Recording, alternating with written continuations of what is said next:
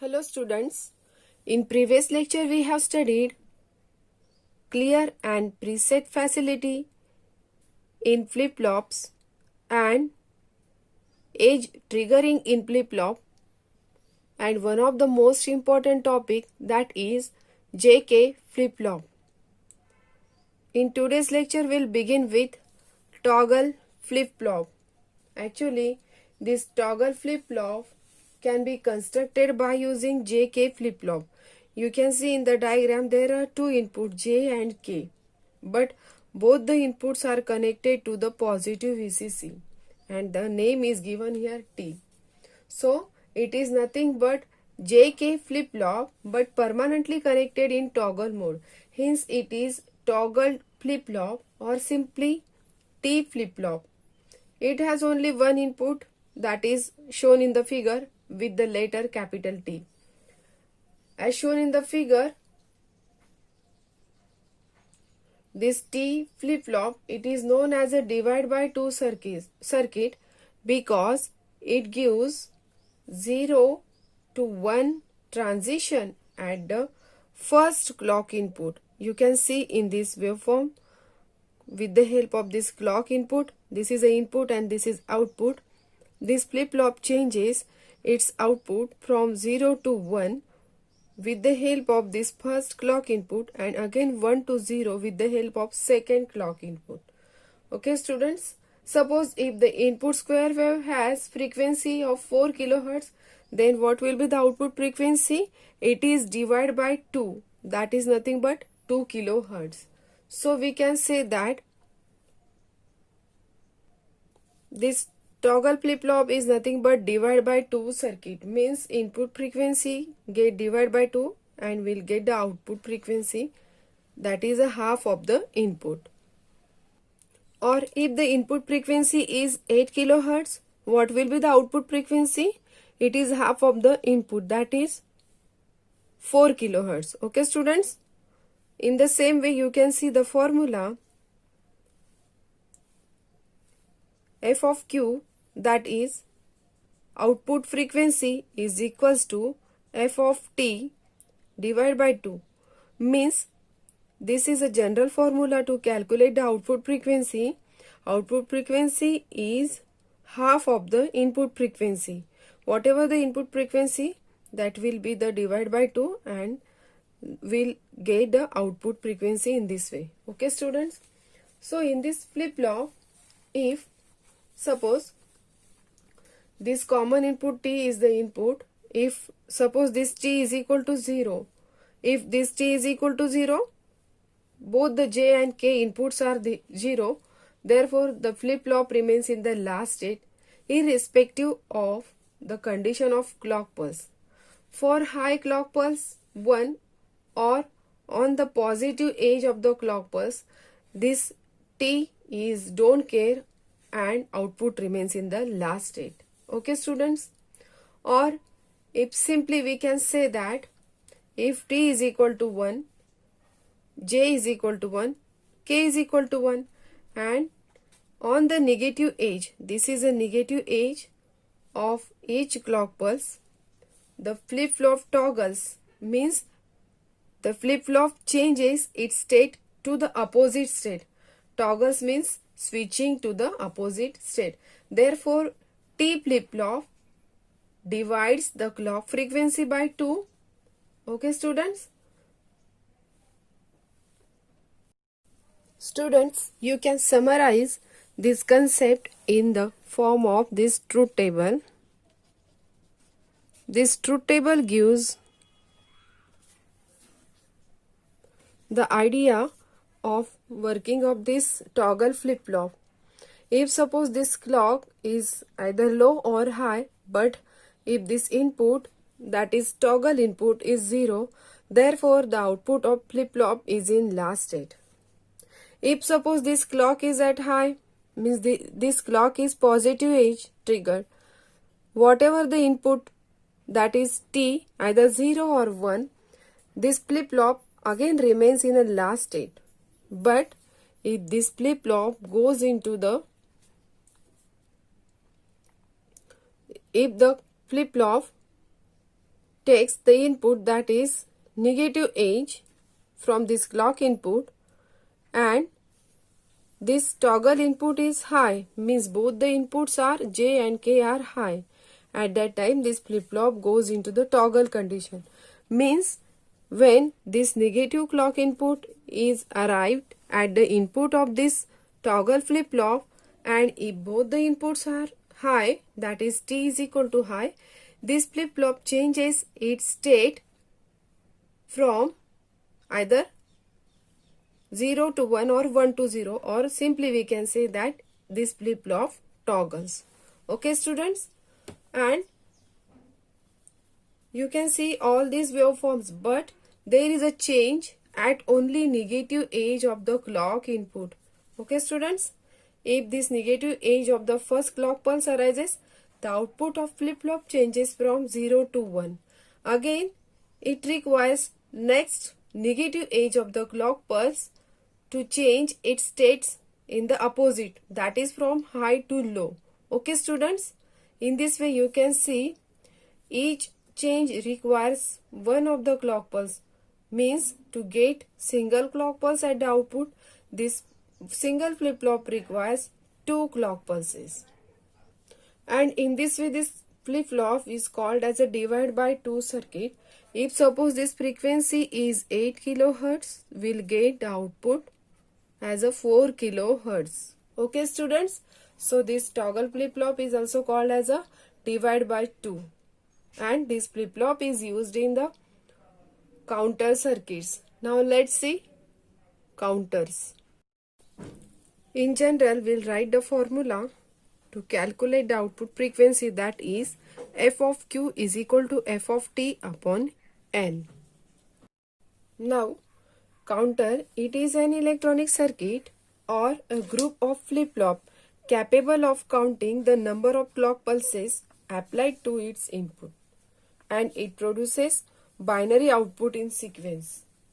As the name here sequence occurs, this counter is nothing but sequential circuit, and in the beginning of this chapter we have already discussed about what is meant by combinational logic circuit and sequential circuit. Let us see in short. Suppose this is a combinational circuit.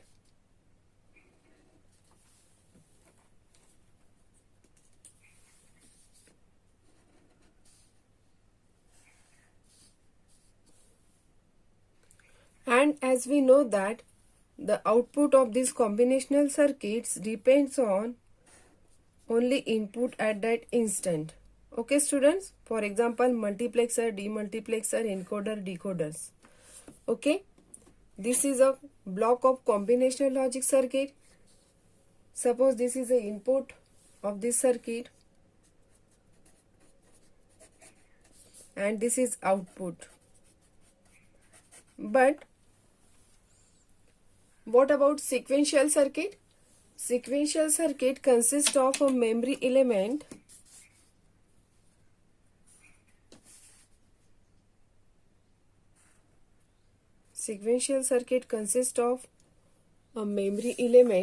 and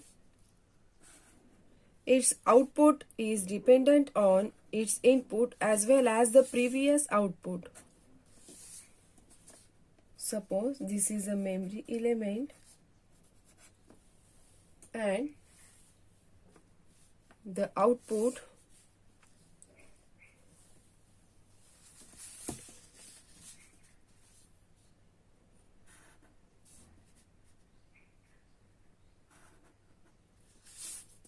of this memory element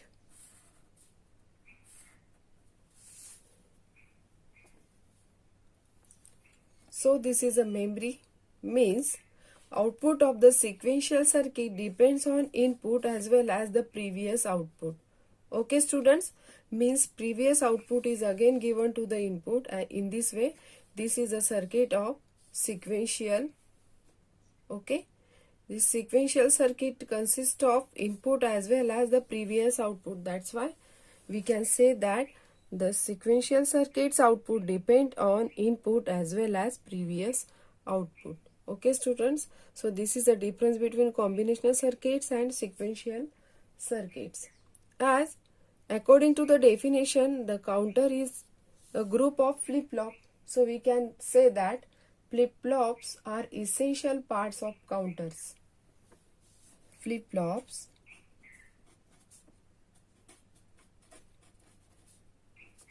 are essential part of counters. By using flip-flop, we can construct counter in the form of group of flip-flop. Okay students, and these counters are used for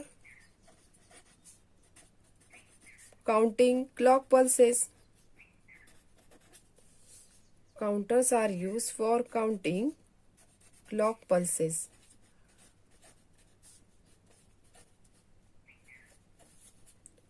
Or we can say that if pulses are generated by an event, then it is called counter. And as discussed in previous topic, one flip-flop counts 2 clock pulses.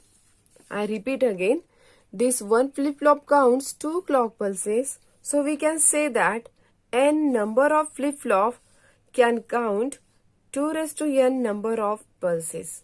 Okay students, suppose if 3 flip-flops are there, so we can say that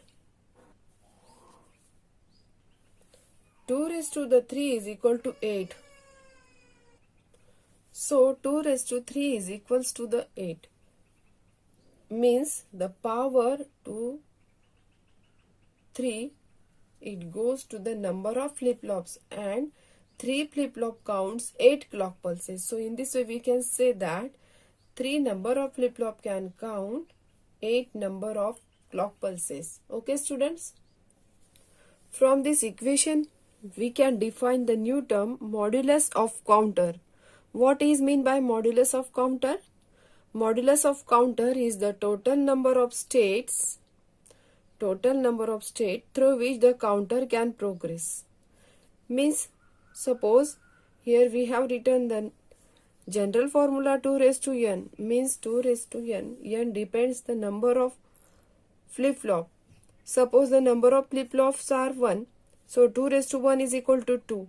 So we can say that if number of flip-flops are 1, then one flip-flop count 2 clock pulses. So 2 is the natural count. In the same way, if there are 2 flip-flops count 4 clock pulses. Similarly, 3 flip-flop counts 8 clock pulses. Then 4 flip-flop counts 16 clock pulses. In the similar way, as we will goes on increasing the 2 raised to the power, that is number of flip-flops, the number of count also increase. Means number of clock pulses to be count also goes on increasing, and so on. Okay students, from this table you can easily summarize the number of flip-flops and their respected natural count. The word is most important in this table, natural count. Okay, as it is often desirable to construct counter which have moduli other than the natural counts. Means if the numbers of natural counts are not present in this table, then such counters are said to have modified count. Okay students, so how to determine the modified count? The correct number of flip-flops required is determined by choosing the lowest natural count which is greater than the desired modified count. For example, if we have to construct mod 10 counter, then this number 10 is not present in between this sequence, that is 2, 4, 8, 16, 32, 64. So how to find out the how many flip-flops are required to construct this mod 10 counter? As we know that this 2 raised to 3 means 3 flip-flop cannot count 10 clock pulses, but 4 flip-flop counts 10 clock pulses. As mod 10 counter requires 4 flip-flops, since 16 is the lowest natural count greater than the desired modified count of 10. Okay students, so we can use 4 flip-flops to construct mod 10 counters, or simply we can construct mod 10 counter with the help of 4 flip-flops. Now students, you will ask me the question, how to construct mod 10? Here already 16s are there, so we can skip 6 clock pulses by with the help of feedback by applying that extra 6 clock input again to the input of the flip-flop. Then we can construct mod 10 counters. Okay students, in this way this is a concept of modulus of counter, and remember that how to find out number of flip-flops required to construct natural count or that counter. Okay students, later we'll discuss in some problems. As we can use flip-flops as a main part of a counter, so flip-flop is nothing but divided by 2 circuits. So we can say that in the application of counter, counters are used to measure the frequency or used for frequency division. As we can use counter for frequency measurement, in the same way we can find out the time with the help of counters. So in the second application of the counter, it is given here measurement of time. Then third application of counter, to count number of clock pulses. Next, in analog to digital converters. Students, as we have already studied block diagram of digital multimeter, and in that digital multimeter we have used analog to digital converters. This analog to digital converter circuit converts the given analog signal into clock pulses, and that clock pulses signal is given to the counters. So counters are also used in an analog to digital converter to display analog data in the form of digital digits. Okay students, now in digital voltmeter, simply digital voltmeter is also digital display of analog readout. Therefore counters are also used in a digital voltmeter. Now for industrial purpose, for direct counting of object moving at high speed, while manufacturing maximum number of object and their packing process, for direct counting of object moving at high speed. Okay students, then to generate timing pulses for horizontal and vertical generator in television, and to generate a pulse of known width. So these are the number of applications of counters. So counters are more popular in digital world of electronics.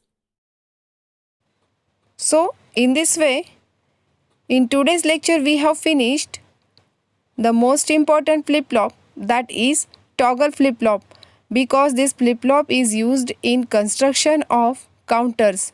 So this flip-flop is essential part of counters. Then next we have studied concept of counter, then modulus of counter.